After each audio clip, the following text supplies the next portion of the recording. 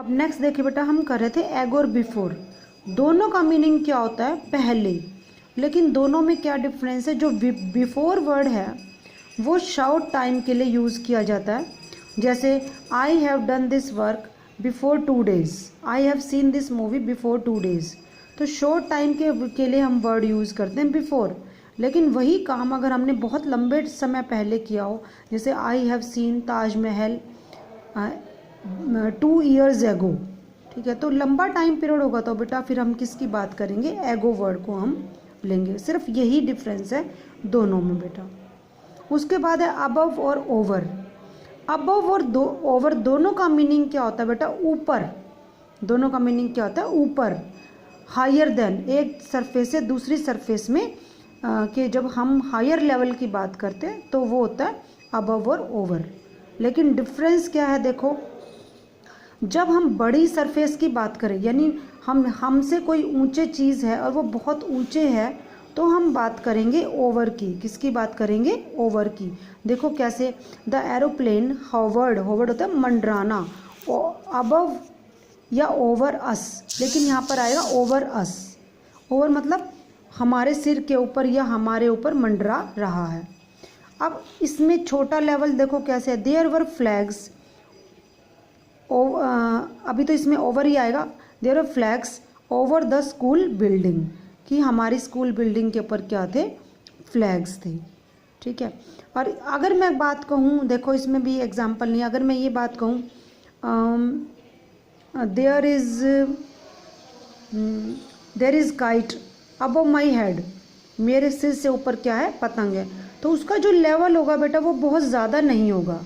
अगर वही पतंग अगर आसमान में है तो हम क्या लगाएंगे? वर्ड ओवर लगाएंगे। ये चीज़ आपने ध्यान में रखनी है कि जब हम हायर लेवल की बात करें, बहुत ज़्यादा हायर लेवल की बात करें, तब हम ओवर वर्ड लगाएंगे।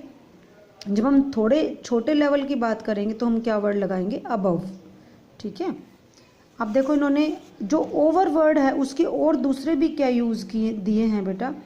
देखो फर्स्ट होता है पूरी कवरिंग के लिए हम ये यूज़ करते हैं। किस चीज़ के लिए? कवरिंग के लिए। We put a cloth over the dead body, हमने डेड बॉडी के ऊपर क्या रख दिया? कपड़ा रख दिया, यानी हमने उस चीज़ को ढक कर रखा, तो हमने क्या वर्ड यूज़ किया? ओवर। अब जब हम एज ए कवरिंग यूज़ करेंगे बेटा तो हम ओवर वर्ड को यूज़ करेंगे। उसके बाद ऑन द साइड ऑफ, एक साइड पर, उसके लिए भी हम क्या वर्ड यूज़ करेंगे? ओवर। कैसे? देखो they relatives live over this hill, इस हिल के ऊपर उसके रिलेटिव रहते हैं, यानी एक तरफ रहते हैं। पहाड़ी के ऊपर का मतलब होता है बेटा पहाड़ी के एक तरफ, ये तो नहीं है कि पूरी पहाड़ी पे वही रहते हैं, पूरी पहाड़ी के ऊपर फैले हुए हैं, है ना।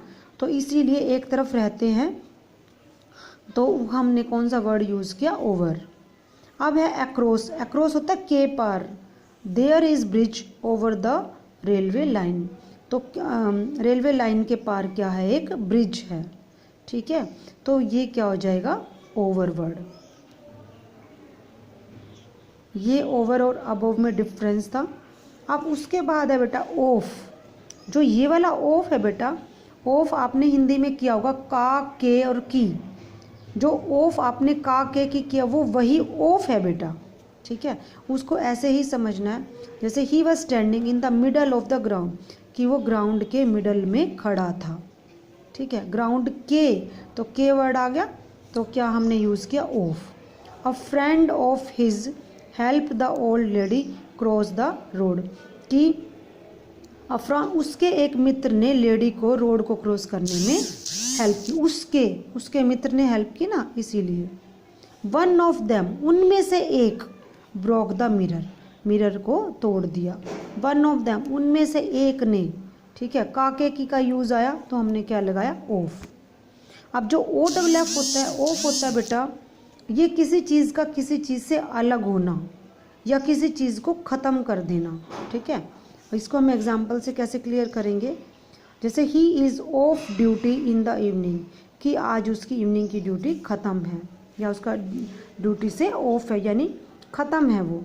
Radhika jumped of the roof, उसने रूफ से जंप किया, तो अलग हुई बेटा, रूफ से अलग होना। जैसे वहाँ पर करते हो आप हिंदी में कारक करते हो ना, अपादान, संप्रदान के लिए अपादान से अलग होना है ना, तो वो चीज़ है बेटा, तो हम क्या लगाएंगे ओ डबल एफ ऑफ। उसके बाद है बेटा टिल और अनटिल। देखो बेटा टिल और अनटिल ये दोनों ही समय के लिए यूज़ होते हैं, लेकिन दोनों में सिर्फ हिंदी का डिफरेंस है, सेंस हम वही यूज़ कर सकते हैं। देखो कैसे, टिल का मतलब होता है जब तक, टिल का मतलब होता है जब तक, और अनटिल का मतलब होता है जब तक नहीं। ठीक है, पहले हम इसको हिंदी में समझेंगे।